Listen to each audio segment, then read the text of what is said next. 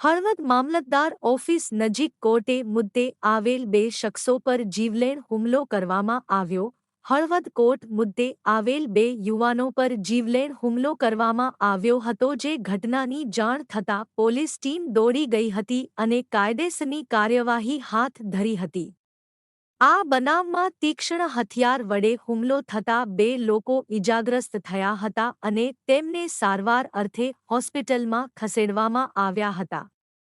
બનાવની મળતી વિગત મુજબ હળવદ કોર્ટેમાં બે શખ્સો મુદ્દે આવ્યા હતા, જેમાં આ ઘટનાની પ્રાથમિક વિગતો અનુસાર આજે હળવદ કોર્ટ ખાતે આવેલા દેવળિયા ગામના બે વ્યક્તિઓ કોર્ટનું કામ પતાવી બહાર નીકળ્યા ત્યારે તેમના બાઇક પર કારમાં આવેલા શખ્સોએ કાર ચડાવવાનો પ્રયાસ કર્યો હતો અને તેમાં બચી જતા હથિયાર પણ બતાવ્યું હોવાનું ચર્ચાઈ રહ્યું છે. તો બંને યુવાનો પર તીક્ષ્ણ હથિયાર વડે હુમલો કરવામાં આવ્યો હતો, જેમાં બંને યુવાનો ઘાયલ બચવા માટે કોર્ટ પરિસરમાં પણ ઘૂસ્યા હતા અને ઘટનાની જાણ થતાં હળવદ પોલીસ ટીમ દોડી ગઈ હતી અને બંને ઈજાગ્રસ્ત તોને સારવાર માટે હોસ્પિટલમાં ખસેડાયા હતા. હાલ પોલીસ કાફલો ઘટના સ્થળે પહોંચી ગયો હતો અને આ અંગે હળવદ પોલીસ મથકના ઇન્ચાર્જ પી.આઈ.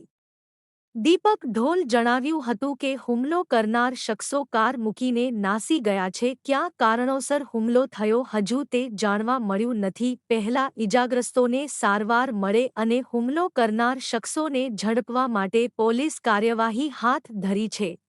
તો ઘટના સ્થળે મામલતદાર ઓફિસ, કોર્ટ સહિતની મહત્વની કચેરીઓ આવેલ છે, તો ત્યાં ચુસ્ત બંદોબસ્ત મૂકી દેવામાં આવ્યો છે. પણ દિન દહાડે આવી ઘટના બનતા પોલીસ કામગીરી સામે પણ સવાલો ઊભા થયા છે.